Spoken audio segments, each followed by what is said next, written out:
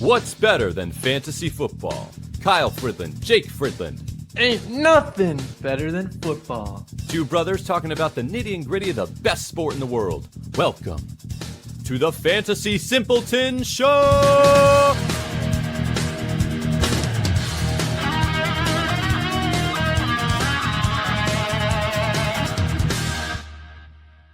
Less than a week from the biggest game of the year, here we are, and we're going to talk about draft. We're going to talk about the rookies.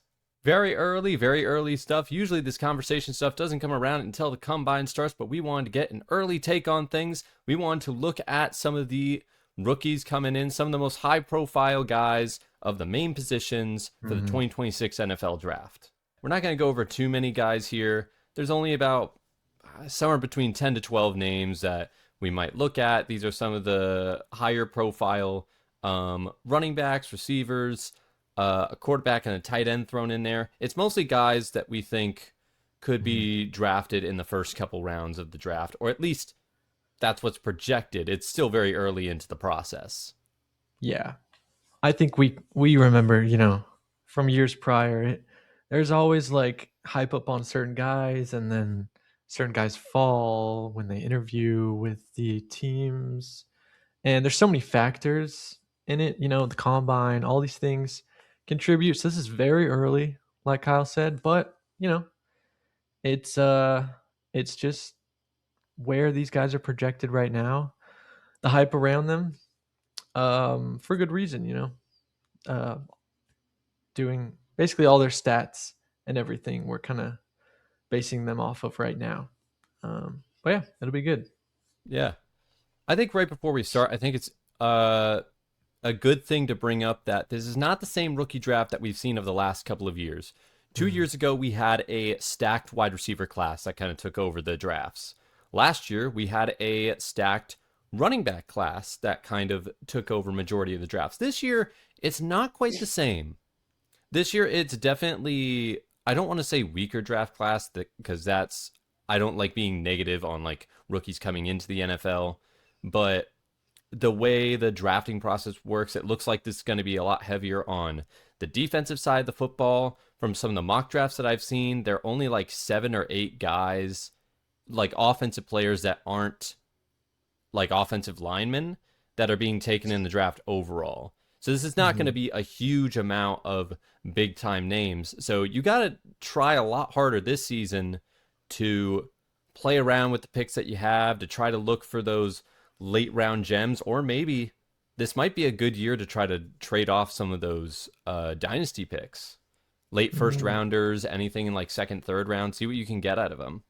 Right.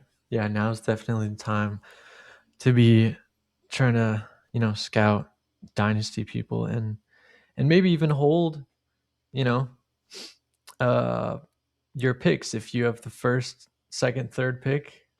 First guy I want to talk about, I think it's kind of the big name coming out of this draft that he seems to be the consensus number one overall pick going into many rookie drafts. I think it will probably stay throughout the draft process no matter what happens. Jeremiyah Love, the running back out of Notre Dame. Big disclaimer, I don't watch a lot of college football. Jake doesn't watch a huge amount of college football. So this is going off of what I've seen. I've seen some highlights here and there of the last year. I've been looking at some of the tape recently to prepare for this video.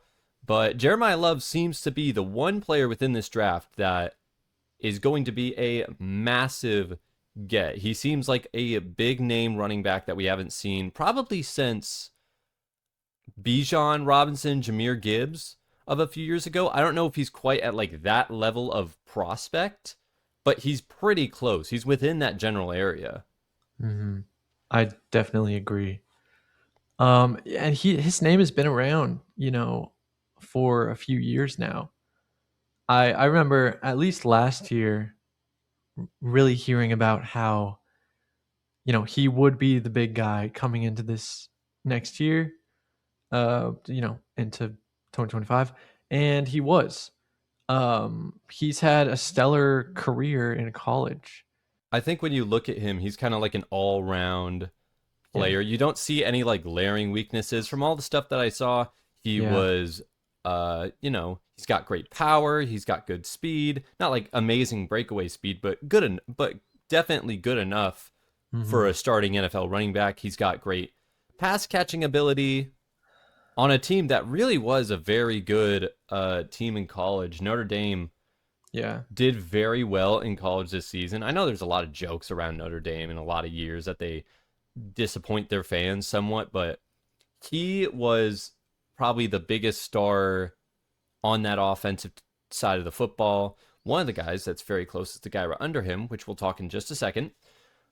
But in terms of looking for weaknesses, there aren't a huge amount of weaknesses here. No, he's got that 3 down profile that I think every NFL team could use. Um, he really does have it all. He's got the size. He's the prototypical back that any team would be looking for in terms of a 3 down guy. Yeah. So yeah, I think every draft has that guy um who's just kind of the best in college, and this is him. I think we're going in circles a little bit here. Let's focus Yeah, back on we no. are. It's just I just noticed we're talking about some of the same stuff, but find Yeah. what's more interesting to talk about is where he could end up. Because there seems to be a sweet spot in the draft where I think he's gonna be either picks 7, 8, or 9. The Mhm. reason I assume this is because the three teams that are picking within those picks, let me pull it up real quick. Number 7 is the Washington Commanders. Number 8 is the New Orleans Saints. And number 9 is the Kansas City Chiefs. There are a number of running backs going into free agency this year, so unless those teams address those needs in free Mm. agency, they all seem like serious contenders to draft Jeremiyah Love. They all Sure. have big needs at running back. Mhm. Yeah. I'm not quite as sure about the Commanders, only because they're kind of a very aging roster, especially on the defensive side of the football. And if they Right. have that many holes they need to try to fill, running back might be seen as more of a luxury pick and they might look more to defense. But Yeah. I don't think he's falling any further than number 9 to the Chiefs. Mm. I could see it. Yeah. And yeah, I've heard some things with the Commanders on potentially picking up someone like maybe Kenneth Walker if he doesn't get signed with the Seahawks. Mm, Um, kind of guys like that I could see happening. And I think the Chiefs really does make so much sense because they don't have anybody, right? no, And everybody's going to be pretty much gone. Pacheco's off his contract this year. yeah, Kareem Hunt, they can sign back, but he's also can be gone. I also feel like they always, I mean, the past few years they've kind of been going for underdog running backs. Pacheco was a late round pick. Yeah. He happened to pop off. Last year they picked another late rounder, Brashard Smith. I think he was like a sixth rounder. I think maybe even And seventh round pick. yeah, maybe sixth, seventh round. And he didn't really pan out, right? He's kind of a pass catching small guy. They really do need someone, and yeah, a good running back could really help them out. So, yeah, with their pick, I can definitely see it. Yeah. I think we should also think about the fact that we're forgetting about the Patrick Mahomes injury. He still had a Mm, late season torn ACL. If he's not ready for the start of the season, if there's worry that he's going to miss some time early on in 2026, then why not swing big and try to get Jeremiyah Love and try to focus more on the ground right. game to keep your team more alive? You might have to focus on more of a balanced passing attack. Not Uh, passing, but general offensive attack. yeah. Overall, Yeah. yeah, yeah, But that's why I think it's definitely. so interesting about the Saints too, because a lot of people think he's got some similarities to Alvin Kamara. And he's getting to a point Mm, now where it doesn't really feel like, especially after last season, he doesn't feel like a starting feature back anymore. Kendrick right. Miller's just a bit too injury prone to trust. Mm, The idea of pairing him up with newly signed Chris Olave and Tyler Shuck in a hmm. new offensive setup with Kellen Moore, that is very, very interesting. It is. I completely agree. My only thing is I feel like the Saints might go with the wide receiver. Hmm. Okay. Because and we'll talk about this here in a second, but I just think they might have that need, especially if they might have to, see if they want to keep Chris Olave. Um and outside of Chris Olave, they really don't have much on the team. They got rid of Rashid Shaheed, so I don't know. That's my whole thing, but we could talk about that.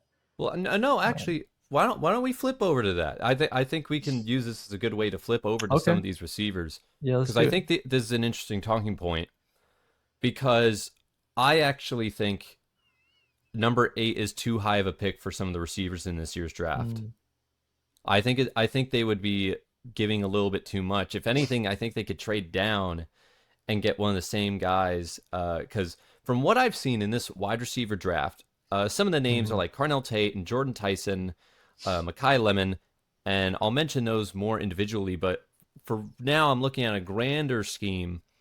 From what I've seen, from what I'm hearing, a lot of these receivers are seen as high wide receiver twos for football mhm. teams right now.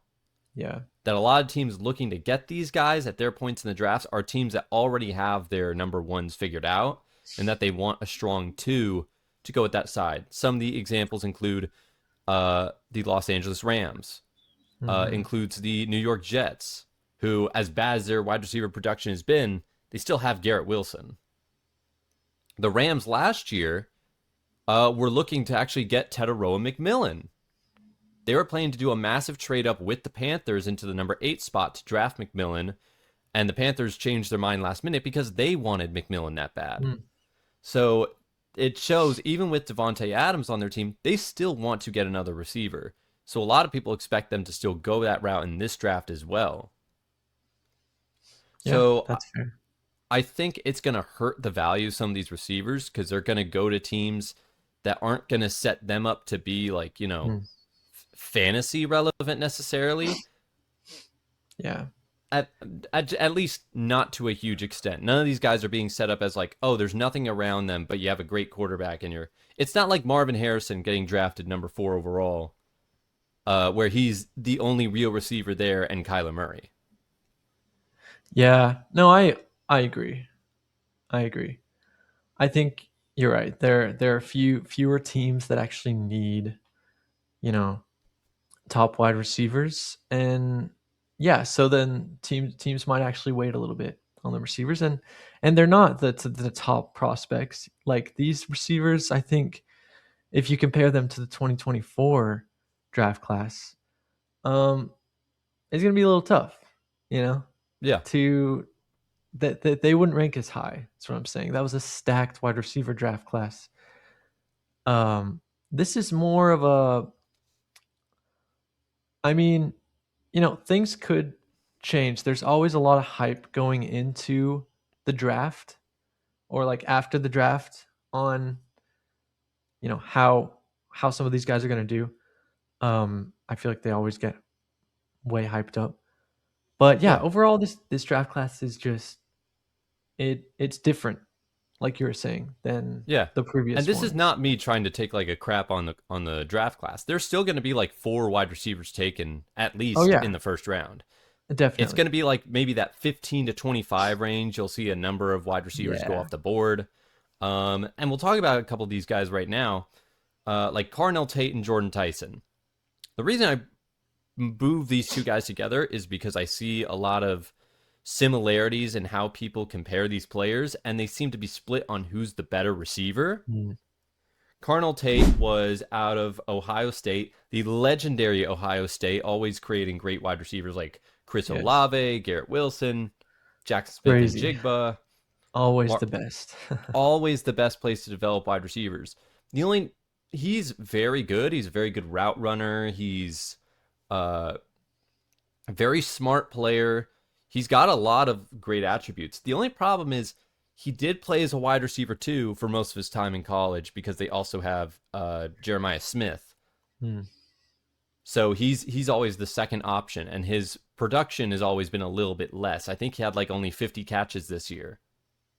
So he's got a lot of talent, but there's an idea of like, oh, who knows if he's ready to be that guy just like on his Mm. own. But he'll still be one of the top guys in this draft class. Jordan Tyson, I think a lot of people really like Tyson the most in Yeah. this draft class, a little bit more than Carnell Tate. I've heard that.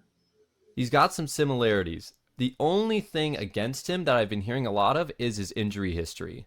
Mm-hmm. He's missed about 40% of all his college games due to injury, and Yeah. that's a worrying amount. And I don't like to go on rants on players being injured all the time, but if it's almost half your games you're getting out for and all your time in college, that should be a little bit worrying. Yeah, it is kind of tough. Yeah, I agree. I've heard he's um an interesting player, can make some flashy plays and um yeah, the injury history is the biggest part that I've heard as well. And that's tough, man. That might not go well, and he might drop in the interviews because of that. Well, we'll have to see where he goes. Um, but I've been seeing Jordan Tyson and or Carnell Tate going to a team like um, the Saints. I don't know if Interesting. you've heard that, I but I haven't heard as much of that, but it wouldn't shock me if they yeah, tried to. yeah, I just think there's a chance that you could probably trade down a little bit. If I were the sure, Saints, I would see if I can trade down a few spots to get one of them a bit later, if that's your plan. yeah, I could see that happening. I'm pretty sure Jordan Tyson's stats are better. When he's healthy, he's great on the field. Hmm. I think he's the guy, he's the closest guy in this receiving class to, in my mind, be a true one if he was presented with that opportunity. Hmm. I think some teams, it depends on team to team if they take like injury history into account. Some teams do, some teams don't. And I'm not Yeah. exactly sure which teams are going to be on that side or not. So it makes it a little tougher to say where he'll go. Some people said he Right. should go to the Steelers. Mm, I could see that Steelers definitely need receivers outside of Metcalf. for Also, sure. don't fully sleep on Makai Lemon. A lot of people like Makai Lemon. He shows great abilities in the slot. He's specifically a slot receiver. And I'm not the first person to say this. I think he's probably the biggest catch to the Rams. Mm, Only because I think he is perfect for what they need in that team. I think Jordan Tyson and Carnell Tate could be very enticing options if they got to that point. But you want to try to look for receivers that uh, play a little bit differently to Puka Nakua. yeah. A guy that can play a different side of the football, someone that you can use a bit more in the offense. You run the risk of other guys being too similar to him. And I think Makai Lemon, if he chooses that slot role Mm. going into the NFL, I think he could perfectly place himself in the middle with Adams and Nakua on the outside. Ooh, I like that. Yeah. But so, are you telling me that Mumpfield is not going to take a step up next year? Hey, you Man, it can't kind of discredit sounds Mumpfield, like man. You never know what's going to happen with Mumpfield. true, true.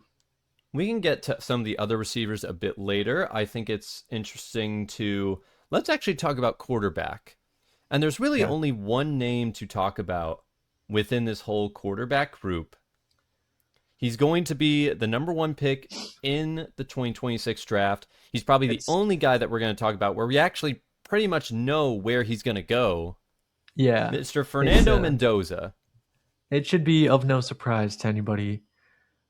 This guy had a stellar year and really fits, dude. He fits that um prospect build that everyone I think would want. Yeah. Honestly, to me, looking like a because he's 6'5", right? That's already huge for quarterbacks. He's Yeah. kind of looking like a um, Justin Herbert to me. Oh, A little less physical in terms of his run ability, but I could see it. I mean, with the height, with, you know, with how he plays, but the drive, tries to extend every drive and, you know, goes for those clutch moments. I don't know, man. What do you think? I've heard a little bit of Matt Ryan comparisons with him, which I think Oh, is very interesting. okay. With Matt Fernando, Ryan's. but Fernando, maybe I've heard some stuff where it's like, oh, he doesn't have like all the elite intangibles that Mm, someone's always looking for in a quarterback. There's a reason I really like him, and it's not just of the way he plays, it's not just the mentality, it's not just the clutch play of him going 16-0 for a yeah, Hoosiers team that has 713 losses within their entire right. team's career. The the most losses of any team in college football history performing something like that. It's insane. Just unbelievable. And he was the guy leading the ship. If you don't count the coach as a huge part of that. But Hmm. what makes me love Fernando Mendoza the most is not just the way he plays. I love his personality. Ah, I don't know if you've seen some of that's the big. interviews that Yeah. have been coming out with this guy, because I've seen a number of them. It made me want to watch the college football playoffs, at least the games that he played, because it was he is probably one of the best pure speakers I've seen coming out of college like in a long time. Mm, Everything that he says in like a post game interview, he is filled with like intense emotion and passion for yeah. the game, a love for his players, a love for his coach. He dude, he gives Tim Tebow a run for his money. He's like no, I'm Yeah. serious. He's like one of the For sure. nicest guys. He comes Yeah, I've off as seen. like one of the nicest guys I've ever seen, but it's all genuine. It feels all truthful. Yeah. I think that's not only huge, in terms of um coachability, right? Yeah. And what coaches are looking for people to lead their teams.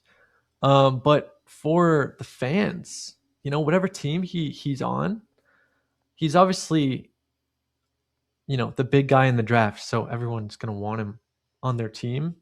But whatever struggling team gets him that needs quarterback.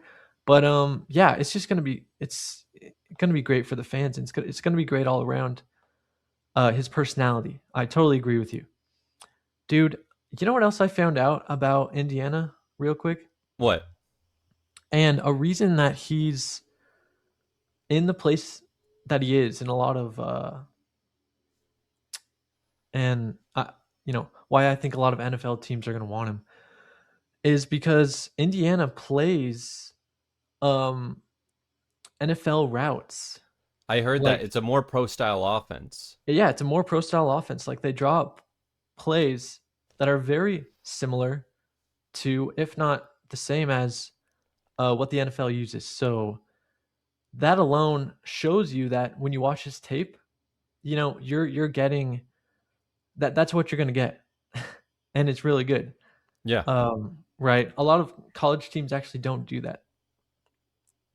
So I think that sets him up really well, and yeah, just another reason why he'll be great. And I'm really interested in seeing what team he goes on.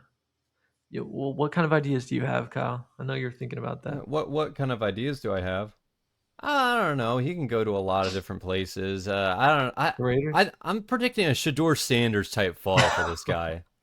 I think Yeah. he's going fifth round to a team that didn't want him originally, but the owner said to get him, so the owner Oh yeah. forces Totally. them to get Totally. him. Yeah, Yeah. Yeah. we can use this to shift focus on. So we know he's going to go to the Raiders. Yeah. So let's look at what the Raiders have. Their offensive line's pretty poor, but there are a couple positives. Brock Bowers, that's a plus. Ashton Genty, that can be a plus if used in the right way. And are they going to be used in the right way? Who knows? Because I heard Clint Kubiak might be coming in Dude, straight from the that'd be Seahawks, pretty crazy. and I had that feeling weeks ago. I just had a feeling because there were a few teams that still hadn't selected their head coaches yet, and usually I've watched football enough to where that's a sign that there's a guy that they want that's already far into the playoffs or further that they want. And I'm like, Yeah, they want Clint. They want the Seahawks offensive coordinator that was already getting some hype last season yeah, when he was with the Saints. bro. And he took a team, a band of misfits, and He brought the did best out of turn him them, around. turned him into a Super Bowl Honestly, team. yes. And I just I had a think, feeling it's like, go I ahead. think he's going to want to go to the Raiders. I think he's going to want to go with Fernando Mendoza. And lo and behold, we're starting to hear reports that that's who they're zeroing in on. They're the only team now that doesn't have a head coach. Yeah. Well, honestly, I think he'd be dumb not to go if they offered him a position Yeah. because he's at the highest point. He's going to get the most money. Honestly, though, I think it makes sense from a coaching standpoint, and that's probably what he. I mean, I would assume he's an offensive coordinator right now. That's usually the next step up, right, to head coach. But yeah, that would be a really interesting offense for Yeah. fantasy.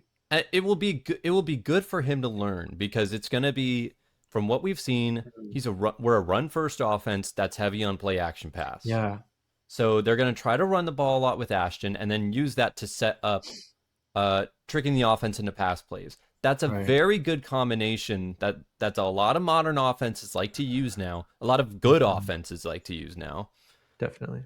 So that's a good if he can make that transition from offensive coordinator to head coach, which is a very tough transition to do, but if he can do it, I think there could really be something here long term for Fernando. As far as where you draft him, let's say let's start off as if it's a 1 QB league, where would you draft him in a first round draft?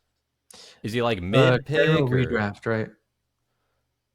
I no, well, I mean, we'll look at dynasty here since we're looking at like Okay. rookies Yeah. because obviously rookie quarterbacks are going to be pretty low drafted in redrafts Yes. anyways. So how Exactly. about in dynasty? Okay. Yeah. Rookie draft in dynasty.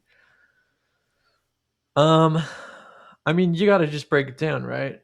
Jeremiah Love is the number one right now. Yeah. After that, maybe one of the wide receivers. And I think it depends on your need. You know, if you're in a super flex, okay, you said one quarterback league.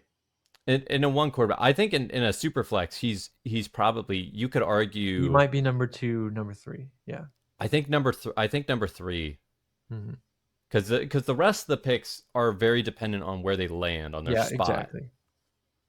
Yeah, because we know he's going to the Raiders. You're right. I think, yeah, in a one quarterback league, maybe 4 or 5. Dude, Yeah, I I mean, think I think that's fair. there's no other quarterbacks really in this draft who I would say would have the starting job. I'm not really sure, honestly. I Well, mean, I've right never now heard there of aren't him. any other quarterbacks that are projected to be first rounders outside Yeah, of Mendoza. There's been exactly. some talk about like a Ty Simpson out of Alabama, but Mm, I'm not sure if people see him as that caliber yet. yeah, so I think that makes sense.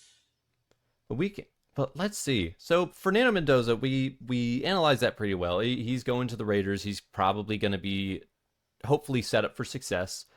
Going back to the running backs here, and I didn't get the chance to mention this guy before. A lot of people think the number two best running back in the draft class is also out of Notre Dame, Jadarian Price, Yes. who Who is is has been behind Jeremiah Love, yeah, while he's been there. Um, and and it's so interesting. he's really good. Oh, He he's is so good. He's he's so explosive. fast. He Yeah, does have that home run ability. There were some clips of him doing punt returns and nobody's able to catch him. But he's not breaking just one tackles. dimensional either. He can also catch passes. Yeah, He can do a lot of the stuff that Jeremiah Love could do. Jeremiah was just a little bit more yeah. See, he was just a little bit more. no, that's the thing. You could put it this way too. If if Jordarian Price was not on Notre Dame behind Jeremiah Love, he would probably be a starting running back on any team in college football. Yeah. You know, he's that good. If you watch some of his tape, it's crazy because he's really running people down. He's a big dude too, but he does have the speed, like you were saying, and just so many plays that I saw, he was breaking tackles, making guys miss, and that's what you want. This pairing of Jeremiah Love and Jadarian Price is so similar to last year's um, Travion Ohio Henderson, State, Quinshawn Trayvon Judkins. Henderson, yeah, Quinshon Judkins. Although I think this one's even better. Yeah, I'd probably agree. I'd probably agree. And the reason is I think they're both three down backs. Not that you know, well, as a prospect, Travion Henderson is a little bit smaller. So that's why we're kind of unsure if he could be that three down guy. I think he is. But both of these guys this year are huge guys. They fit the prospect mold to be a three down back. So Yeah. I think what's going to be risky with Jadarian Price, and the thing that I've been thinking of is a lot of fans think he's a number one three down back. My thought is I don't know if the NFL thinks mm, that. I don't know if all the teams, because remember, there's only a few teams in the NFL that don't have their like some sort of running back that they have figured out. yeah. It's some sort of I'm not exactly sure. I think there could be definitely some changes since there are a lot of running backs are going into free agency that could open up some spots here and there. I'm But sure. there's every possibility Jadarian Price could end up going like high in the second round to a Yeah. team that we're not interested in. Very true. Like I have a Right. feeling. I have a feeling that there is one of these running backs that we're gonna go over. There's like four of them here. That somebody's gonna go to the Packers. I Oh. I I just have like a inner gut feeling that they might want to pair someone up with Josh Jacobs because I Okay. think they always planned for that to be with Marshawn Lloyd, but it just never worked Sure. out. Yeah. Sucks. And the second that's going to happen to some player, the draft stock is going to tank. Mm. Tank Bigsby. Yeah, a full tank Bigsby. I could see it. I could see it. You want to get into some of these other guys? Yeah, I can get into some of them. Jonah Coleman out of Washington. I remember Mm. hearing a bit about him. I looked at some of his tape. Dude, he's a smaller guy, but he's big. He breaks tackles. He is comparable to like a bowling ball. He, That's crazy. it's funny, but I think he's very interesting. He doesn't fit the bill to me of like a guy that will just come in and take a team right away. I think he's going to be drafted as a part of a 1-2 punch on day Mm. 2. I haven't figured out exactly because once you start getting into the later rounds of drafts, it's a bit harder to predict where running backs will go. Right. There's always a chance of the Lions because there's been talk that David Montgomery might be out the door. And I'm not fully sold if they're just going to run with Jahmyr Gibbs the whole time because they've been so set on mixing him in with David Montgomery. So Oh maybe yeah. if Montgomery goes, you just get a new guy to replace the Montgomery role. True. Um, with some of these guys, I'd like to mention that the Seahawks could end up being a possibility to try to get a running Mm. back. Dang. If Kenneth Walker's at the door, Zach Charbonnet got a torn ACL in late January, even if it's a partial tear, he's probably going to miss some time going into next season. So I don't know about you. I don't want to be starting George Halani to start the year. We could also go with Emmett Johnson, who I like a little bit I was just more. about to talk about Emmett Johnson. Yeah, he's Cornhuskers. got great vision. He's got good patience. He shows more chance of being a three down back to me than Jonah Coleman He does. So I like does. him more. Yeah, he's a big guy, and yeah, he seems like a little bit more of a complete back, and he's got some good speed. Yeah. Yeah, he did a lot with Nebraska. He got 12 touchdowns rushing, 3 receiving. So, he's got that ability. I do like him. I haven't seen a ton of tape, but from what I've seen, seems like a pretty decent guy. I I think this is would a say good that. time to look at the one big tight end that a Yeah, lot let's of do people it. have been talking about going into this draft. There seems to be one that everybody has the consensus opinion of following in the footsteps of Colston Loveland and Tyler Warren being maybe upwards of a top 15 pick this year. Hmm. Kenyon Saddiq out of Oregon. And I had a chance to saw a little bit of this guy. Big body guy, very good pass catcher, can create a lot of fun plays. They like him because of his versatility. He was used on like out routes and different running routes, running all over the field. And also crucial, and I think this is why a lot of teams could really like him, is that he has great pass blocking ability too. Hmm. That's huge. He's a good pass blocker, which I think it means it's going to be a lot tougher to figure out where he's going to go in the Yeah. draft. I can think of like a couple teams off the top of my head, like maybe the Dolphins want to get a new tight end over Darren Waller. Maybe the Panthers. Ooh. I know they drafted a guy in the second round a couple years ago, but he hasn't done too much, and this guy Yeah. could really come in and add like a new dimension to that offense if you're not in love with any of the receivers. But with the great pass blocking ability, I don't know. There's a chance he could end up on a lot of teams that might just see him as the best player available rather than, oh, we need a tight end. Hmm. I have been seeing the Eagles potentially Oh my gosh, yeah, because because of Dallas Goddard.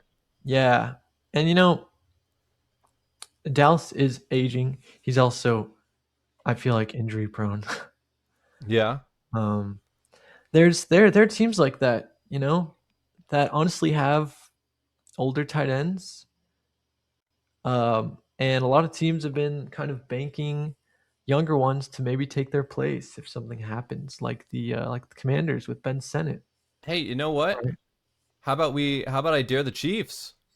Replace a legend. Dude, honestly, yeah, that could be. I mean, for real. Who do they have? I know they signed the guy under Travis Kelsey though, Yeah, Noah Gray, but I but don't no know if Gray. they can.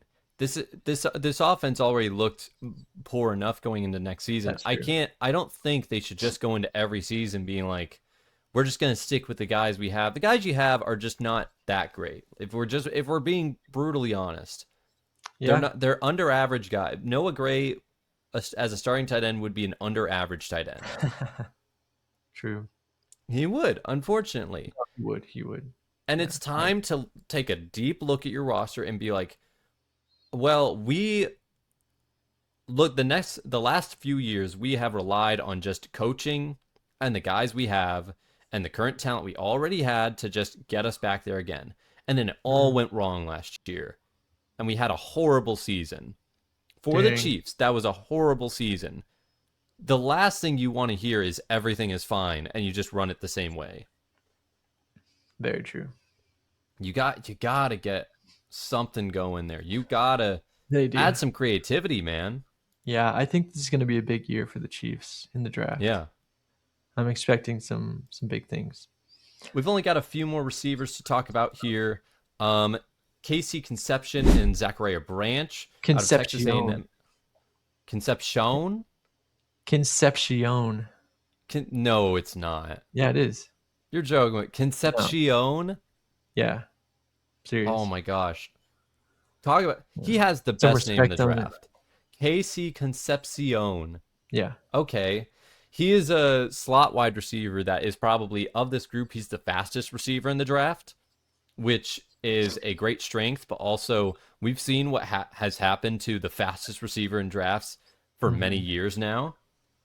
And it They're kind small of is guys. used as like, you have a great attribute, but are you the best all around player? Yeah. Because if you rely too much on your athletic ability, then you might not be a very seasoned pro.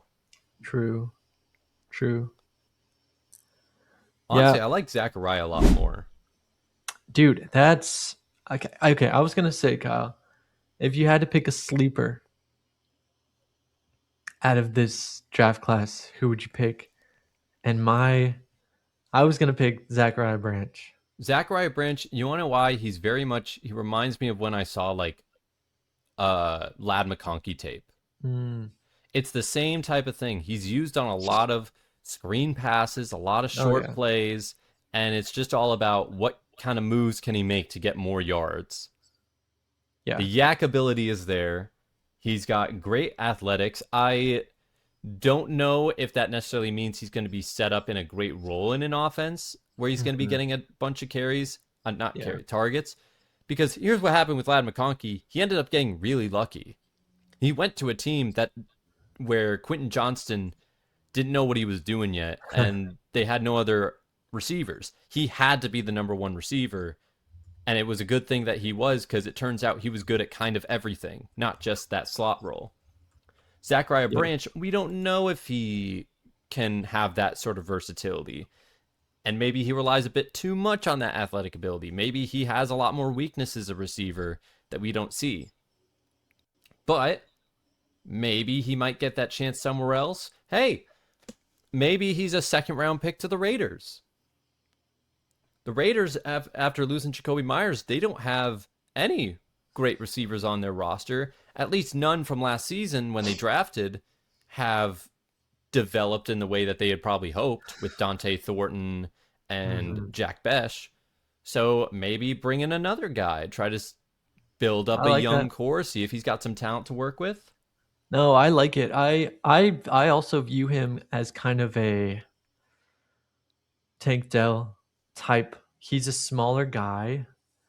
Um, but yeah, he's very quick. He's up there with Concepcion um in speed, and he was the number one receiver on in Georgia this last year. Yeah. He was on USC, and he came in as a true freshman. He, I think, led the league in punt and kick return touchdowns. It was like two or Hmm. three, but that's still pretty good, you Yeah, know. that's still really good. Um, so he has that speed, and I could see him just being one of those guys that kind of starts as like a punt kick returner, you know, and works his way up to being on the field because he showed that that has that speed and um, quick elusiveness. So I don't know. Yeah, I think he's really underrated. Also, quick side note, he's related to Dion Branch. Oh, If you've wow. heard of little name Dion I Branch. yeah, I've heard of Dion Branch. Yeah, he's like a Raiders legend. He's Zachariah is Dion Branch's nephew, I think. Very So interesting. it's pretty cool. I could see It's some pretty cool. teams wanting to use a guy like that. If Clint Kubiak is going to be the coach of the Raiders, which I'm fairly certain he is, I think he would like to have a player that he can throw around in different places and mess around with. I think he wants to have an offense of completely different guys, all with completely different skill sets that he can use and manipulate however he wants. Yeah. And it would be great. I honestly think he might bring in Rashid Shaheed if he goes there. Dang. Which That'd be good. that would probably fill some of the role that Zachariah would have, but that's Nah, just sort of what I might be thinking. I agree.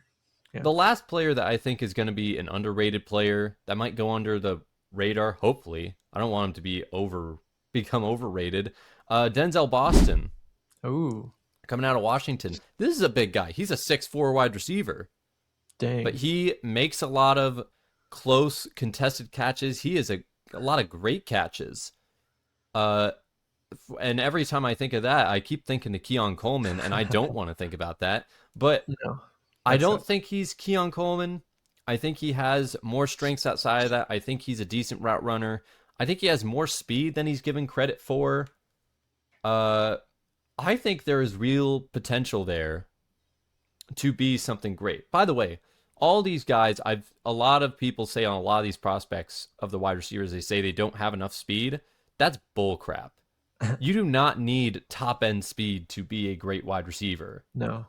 Everybody's like, oh, I want to have that 4.3 speed or 4.4 speed. Jamar Chase is 4.5. Puka Nacua, I don't even know how fast he is. JSN, I don't know if he's even on that scale. All the top receivers are not considered the fastest receivers. Right. That's the thing, dude. It's route running ability, bro. It's route running ability. It's That's the biggest IQ. thing. It's IQ, huge. Honestly, those two things, dude. Look at Jake Bobo. He's probably the slowest guy in the NFL. And that's why a lot of people like Carnell Tate and Jordan Tyson, because that's the big stickouts with them is they're really great route runners with high IQs. Yes. So if there's any reason you might want to draft them, draft them. Time will just tell if they're actually put in good positions or not, or just playing second fiddle to other starting receivers. Definitely. Yeah, it's going to be an interesting draft. I'm looking forward to seeing where people land. And, we have a lot of time, but it's fun to just kind of sit and think about these guys, watch some guys. Maybe these guys drop, some of them. Yeah. Probably not all of them, but some of them might. And then you have them as sleeper picks. It's always good to have ideas of people to potentially get in later rounds of your rookie draft or redraft, on the waiver wire down the line in the season or whatever.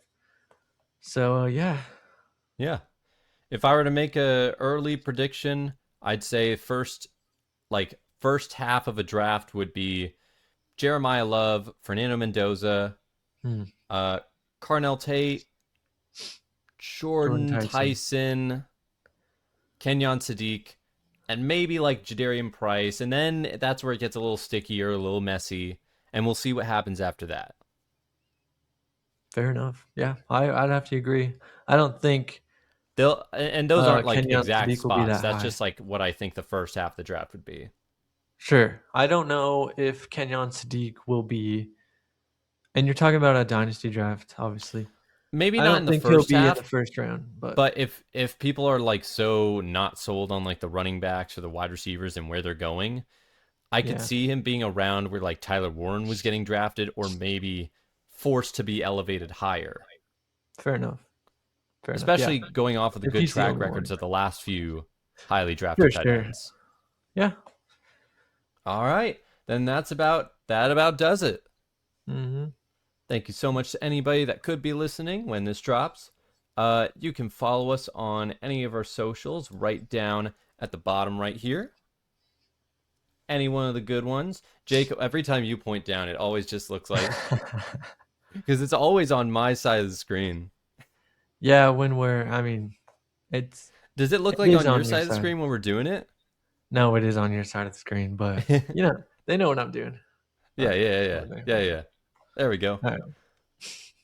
But you can follow us on any of those sections there. Thank you so much for listening. In a complex fantasy world, just remember to stay simple. All right. God bless, guys. God bless. Good night, everyone.